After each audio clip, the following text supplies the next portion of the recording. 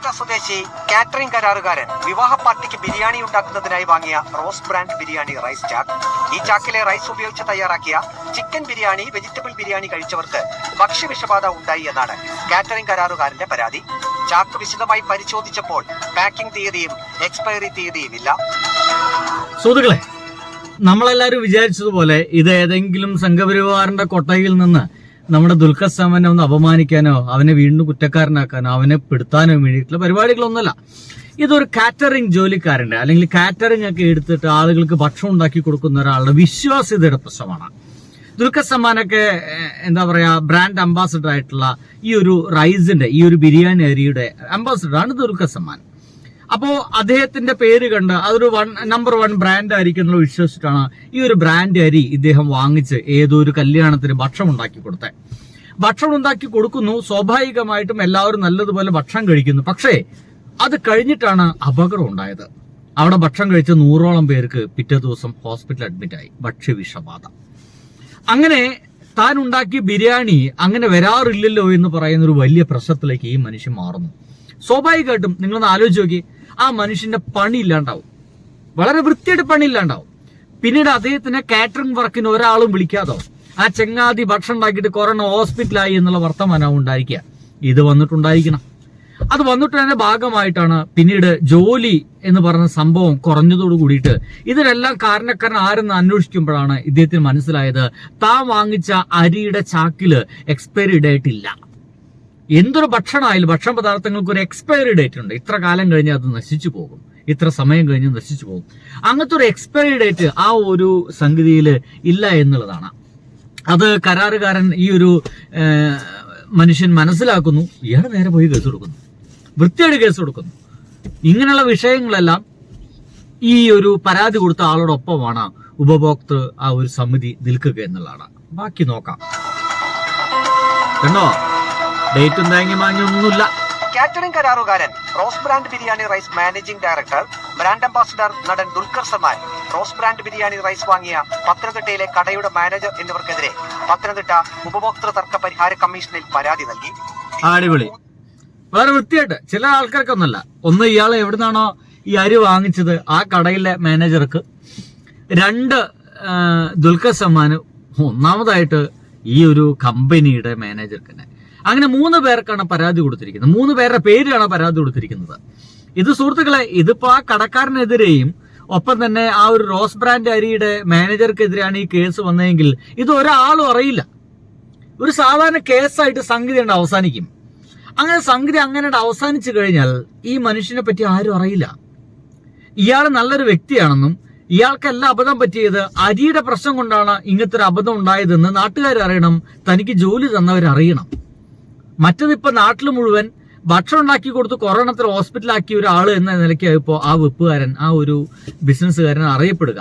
ആ ഒരു പാവം കാറ്ററിംഗ് തൊഴിലാളി അല്ലെങ്കിൽ അതിന് മുതലാളി ആരുമായിക്കോട്ടെ, അത് ഉണ്ടാക്കി കൊടുക്കുന്ന ആള്, ഞങ്ങളുടെ നാട്ടിൽ ദേഹെണ്ണക്കാരൻ എന്നൊക്കെ പറയും. ആ ദേഹെണ്ണക്കാരൻ ഏറ്റവും മോശം ദേഹെണ്ണക്കാരൻ എന്ന രീതിയിൽ ഇപ്പൊ അറിയപ്പെടുന്നുണ്ടായിരിക്കും, ജോലിയൊക്കെ നഷ്ടപ്പെട്ടുണ്ടായിരിക്കും. സ്വാഭാവികമായിട്ടുള്ള പ്രവർത്തനമല്ലേ. അപ്പോ 2 പേർക്കെതിരെ കേസ് കൊടുത്തു കഴിഞ്ഞാൽ ആരും അറിയാത്ത സംഗതി അങ്ങോട്ട് അവസാനിച്ചു കഴിഞ്ഞാൽ ഇയാൾക്ക് വലിയ ലാഭമൊന്നുമില്ല. അങ്ങനെയാണെങ്കിൽ താൻ നിരപരാധിയാണെന്ന് നാട്ടുകാരെ അറിയിക്കാൻ വേണ്ടി ഒരാളെ കൂടിയാൽ വെക്കണം, അത് ദുൽഖർ സൽമാനാണ്. എന്റെ സുഹൃത്തുക്കളെ, ചാനലിൽ പോലും ഈ ഒരു കേസ് വരാൻ കാരണം, റിപ്പോർട്ടർ ചാനലിലെ കേസാണ് ഒരു വാർത്തയാണ് ഞാൻ നിങ്ങളുടെ മുമ്പിലേക്ക് റിയാക്ഷൻ വേണ്ടി കൊണ്ടുവന്നിരിക്കുന്നത്. ഈ ചാനലിൽ പോലും ഇതൊരു പ്രശ്നമായിട്ട് വന്നിട്ടുണ്ടെങ്കിൽ ഒരൊറ്റ കാരണം, ബാക്ക്ഗ്രൗണ്ടിൽ നമ്മുടെ ദുൽഖർ സൽമാൻ ഉണ്ട് എന്നുള്ളതാണ്. മാനേജിംഗ് ഡയറക്ടറും നടൻ ദുൽഖർ സൽമാനും കമ്മീഷന് മുന്നിൽ ഹാജരാകണമെന്ന് കാണിച്ച് കമ്മീഷൻ ഇരുവർക്കും നോട്ടീസ് അയച്ചു. ഭക്ഷ്യവിഷബാധയ്ക്ക് കാരണം റോസ് ബ്രാൻഡ് ബിരിയാണി റൈസ് ആണോ എന്ന ചോദ്യത്തിന് കാറ്ററിംഗ് കരാറുകാരന്റെ മറുപടി ഇങ്ങനെ: ബിരിയാണി റൈസും ചിക്കൻ കറിയും അതോടൊപ്പം തന്നെ വെജിറ്റബിൾ ബിരിയാണി കഴിച്ച 2 പേർക്ക് ഇത് വന്നതായി ബോധ്യപ്പെട്ടു. അവർ വേറൊരു ഭക്ഷണവും കഴിച്ചിട്ടുണ്ടായിരുന്നില്ല. അങ്ങനെ വന്നപ്പോൾ ഇന്നത്തെ കോമണായിട്ട് വരുന്നത് റൈസാണ്. കാരണം ഒരാൾ വെജിറ്റബിൾ ആണ് റൈസിൻ്റെ കൂടെ കഴിച്ചത്, ഒരാൾ ചിക്കനാണ് കഴിച്ചത്. അതിൻ്റെ തുടർ അന്വേഷണത്തിലാണ് ഈ ചാക്ക് ഉൾപ്പെടെ പരിശോധിക്കാൻ വേണ്ടി നമ്മൾ തീരുമാനിച്ചത്. അങ്ങനെ ചാക്ക് പരിശോധിച്ചപ്പോൾ ഇതിൻ്റെ പാക്കിംഗ് ഡേറ്റ് രേഖപ്പെടുത്തിയിട്ടില്ല എന്ന് കൃത്യമായിട്ട് കണ്ടു. 12 മാസം എന്ന് പറയുന്നുണ്ട്, പക്ഷേ പാക്കിംഗ് ഡേറ്റ് ഇല്ല. അത് ഏത് ദിവസം പാക്ക് ചെയ്ത് നമുക്കറിയാം. വൃത്തിയാണ് കേട്ടോ, പാക്കിംഗ് ഡേറ്റ് ഒന്നുമില്ല. കൃത്യമായിട്ട് ഇയാളത് അന്വേഷിച്ചു കേട്ടോ, കൃത്യമായിട്ട് അന്വേഷിച്ചു. 2 പേരെ വെച്ച് അന്വേഷിക്കുമ്പോൾ ഈ ബിരിയാണി റൈസ് കൊണ്ടുണ്ടാക്കിയ വെജിറ്റബിൾ ബിരിയാണി കഴിച്ച ആൾക്കും നോൺ വെജ് കഴിച്ച ആൾക്കും. എന്തായാലും ബിരിയാണി റൈസ് അവർ കഴിച്ചിട്ടുണ്ട്. അതിനിടയ്ക്ക് ചിക്കൻ കഴിച്ച ആൾ അവരുണ്ട്. പക്ഷേ ഈ റൈസ് രണ്ടുപേരും കഴിച്ചിട്ടുണ്ട്. ആ 2 പേർക്കും ഉണ്ട്. വളരെ വൃത്തിയായാണ്. അപ്പൊ ഇതിനെ സംബന്ധിച്ച് നമുക്കൊരു ഒരു സംശയം ഉണ്ടായത്, ഈ ആഗസ്റ്റ് മാസം 120 രൂപ അടുപ്പിച്ചുണ്ടായിരുന്ന ഈ biryani rice, Rose biryani brand റൈസിന്റെ അരിയുടെ വില ഒറ്റയടിക്ക് 100 രൂപ വർദ്ധിപ്പിച്ച ഒരു സമയത്താണ് ഈ ചാക്ക് നമ്മൾ എടുക്കുന്നത്. അപ്പൊ ഇത് ഡ്യൂപ്ലിക്കേറ്റ് സാധനമാണോ, അല്ലെങ്കിൽ കമ്പനി തന്നെ ഇതിനകത്ത് ഡ്യൂപ്ലിക്കേറ്റ് സാധനങ്ങൾ കയറ്റിയിട്ടുണ്ടോ എന്നൊരു സംശയം നമുക്കുണ്ടായി. തുടർന്ന് ഇതിന്റെ PROയുമായി ബന്ധപ്പെട്ട് സംസാരിച്ചപ്പോൾ അവരുടെ ഒരു അന്വേഷണത്തിൽ ഇതിനകത്ത് ഈ ചാക്കിൽ ഒരു ഇൻവോയ്സ് നമ്പർ ഉണ്ട്. ആ ഇൻവോയ്സ് നമ്പർ പ്രകാരം കമ്പനി ബില്ലടിച്ചിരിക്കുന്നത് ഈ ചാക്ക് എറണാകുളത്ത് ഏതോ കടയിലേക്കാണ്. അത് 3 ജില്ല കടന്ന് പത്തനംതിട്ട എങ്ങനെ വന്നു എന്നതിനെ സംബന്ധിച്ച് കമ്പനി തന്നെ സംശയം പറയുന്നുണ്ട്. റോസ് ബ്രാൻഡ് ബിരിയാണി റൈസ് എന്തായാലും സംഗതി ഇതിന്റെ പുറകിൽ ഭയങ്കര വലിയ കളികളൊക്കെ നടക്കുന്നുണ്ട് എന്നൊക്കെ നമ്മൾ വിചാരിക്കേണ്ടിയിരിക്കുന്നു. കാരണം എറണാകുളത്തേക്ക് ബില്ലടിച്ച സാധനം ഇപ്പൊ കിടക്കുന്നത് വേറെ ജില്ലയിലാണ്. എങ്ങനെയാണ് ഒരു ജില്ലയ്ക്ക് അടിച്ച ഈ ഒരു സാധനം വേറെ ജില്ലയിലേക്ക് എത്തിയെന്നുള്ളതൊക്കെയാണ്. അങ്ങനെയാണെങ്കിൽ ഇത് വേറെ എവിടെ നിന്നൊക്കെയോ ഈ ഒരു അരിയാണെന്ന രീതിയിൽ ഇതേ ചാക്കിൽ പലതും പോകുന്നുണ്ട് എന്നർത്ഥം. ഒറിജിനൽ വേറെ എവിടേക്കോ കൈമാറി പോകുന്നുണ്ട്, മറ്റതൊക്കെ വേറെ എവിടേക്കോ കൈമാറി പോകുന്നുണ്ട്. അങ്ങനത്തെ ഒരു സംശയത്തിലേക്കാണ് ഇപ്പൊ സംഗതി എത്തുന്നത്. അപ്പൊ സംഗതി ഒരു വലിയ സ്കാം കൂടി തെളിയാൻ പോവുകയാണ്. ദുൽഖർ സൽമാൻ വന്നോട് കൂടിയിട്ട് ഒരു വലിയ സ്കാം. അങ്ങനെയാണെങ്കിൽ ദുൽഖർ സൽമാൻ ഇതിലൊക്കെ രക്ഷപ്പെട്ടു പോകാനൊക്കെ സാധ്യതയുണ്ട്, അല്ലെങ്കിൽ കുടുങ്ങാനും സാധ്യതയുണ്ട്. നെതിരെ എന്തുകൊണ്ട് പരാതി നൽകിയെന്ന് ചോദിച്ചപ്പോൾ മറുപടി ഇതായിരുന്നു. യഥാർത്ഥത്തിൽ ഈ റോസ് ബ്രാൻഡ് ബിരിയാണി റൈസ് എന്ന് പറയുന്നത് ഇവിടെ ഉത്പാദിപ്പിക്കുന്നതോ ആരാണ് ഡിസ്ട്രിബ്യൂട്ട് ചെയ്യുന്നതോ നമുക്കറിയില്ല. പക്ഷേ നമ്മുടെ മുമ്പിലുള്ളത് ദുൽഖർ സൽമാന്റെ മുഖമാണ്, ബ്രാൻഡാണ്. ആ ബ്രാൻഡിന്റെ പേരിൽ, ആ വിശ്വാസത്തിന്റെ പേരിലാണ് നമ്മൾ ആ സാധനം ഇത്ര വില കൊടുത്തെടുക്കുന്നത്. അപ്പൊ അതിൽ ഒരു മോശമായ അവസ്ഥ ഉണ്ടായതിനെ തുടർന്നാണ് അദ്ദേഹത്തെ കൂടി ഇത് ബോധ്യപ്പെടണം എന്നതിന്റെ അടിസ്ഥാനത്തിലാണ് അദ്ദേഹത്തെ കൂടി. അതായത് സംഗതി ഇത്രയേ ഉള്ളൂ. അയാൾ പറയുന്നത് ദുൽഖർ സൽമാനെ വിശ്വസിച്ചിട്ടാണ് സാധനം എടുത്ത്. അത് നമുക്ക് വിശ്വസിക്കാൻ വയ്യ. നമ്മളിപ്പോൾ ഒരു പരസ്യം കണ്ടിട്ട് അതിൽ മമ്മൂട്ടിയാണ് അതിൽ അഭിനയിച്ചെന്നുള്ളതുകൊണ്ട് അത് നല്ല പ്രൊഡക്റ്റ് ആവും എന്നൊക്കെ വിചാരിച്ച് സാധനം എടുക്കുക ഒക്കെ ഭയങ്കര ഫൂളിഷ്നെസ് ആണ്. അയാൾക്ക് പരി ഉണ്ടാക്കല്ല പണി. ദുൽഖർ സൽമാൻ ഇപ്പോൾ രാവിലെ എണീച്ചിട്ട് അരിയുടെ പാക്കറ്റ് മുഴുവൻ പരിശോധിക്കുക എന്നുള്ള ദുൽഖർ സൽമാന്റെ പണി.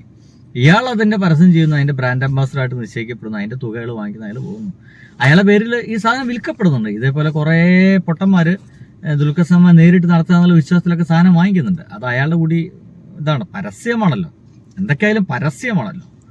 പരസ്യം എന്ന് പറയുന്നത് ഒരു സാധനം വിറ്റഴിക്കാൻ വേണ്ടിയിട്ടുള്ള ഒരു ഐഡിയ. അപ്പൊ വിറ്റഴിക്കണം എന്നുള്ള അവസ്ഥ വരികയാണെങ്കിൽ സംതിങ് പ്രശ്നമുള്ള സംഗതികളാണ് അതെന്നർത്ഥം. അതിനല്ല പരസ്യം വരുന്നത്, അല്ലേ? എന്തായാലും സംഗതി ഇയാൾ വിജയിച്ചു എന്ന് തന്നെ പറയണം. ഇയാൾ വിജയിക്കും, 100% വിജയിക്കും. അതോടുകൂടിയിട്ട് ഇപ്പം ഇയാൾക്ക് പണി കിട്ടി തുടങ്ങിയിട്ടുണ്ടായിരിക്കും, ജോലി കിട്ടി തുടങ്ങിയിട്ടുണ്ടായിരിക്കും. അയാളുടെ ഒരു കഞ്ഞുകൂടി പ്രശ്നം കൂടിയാണ് ഇതോട് കൂടിയിട്ട് സോൾവ് ആക്കപ്പെടുന്നത്. നമുക്ക് അയാളെ കുറ്റം പറയാൻ കഴിയില്ല. ഒരു തരത്തിൽ നമുക്ക് അയാളെ കുറ്റം പറയാൻ കഴിയില്ല. നിങ്ങളെന്ത് വിചാരിക്കുന്നു, അല്ലേ? ബൈ.